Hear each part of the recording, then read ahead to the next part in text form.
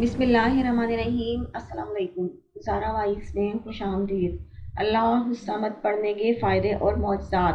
جس کو بھی کوئی حاجت یا کوئی مشکل درپیش ہو، جس کا کوئی حل نہ نکل رہا ہو، تو اس کو چاہیے کہ فجر اور عشاء کی نماز کے بعد اللہ الصمد 1000 مرتبہ پڑھے، اور اگر کوئی شخص فجر کی نماز کے بعد 101 مرتبہ پڑھے گا، کبھی اسے کوئی غم نہ پہنچے گا اور اس کا ایمان سلامت رہے گا۔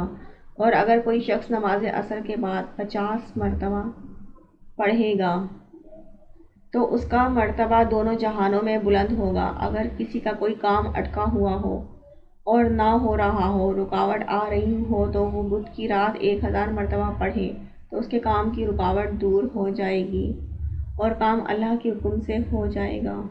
Thanks for watching. Please like, share and subscribe.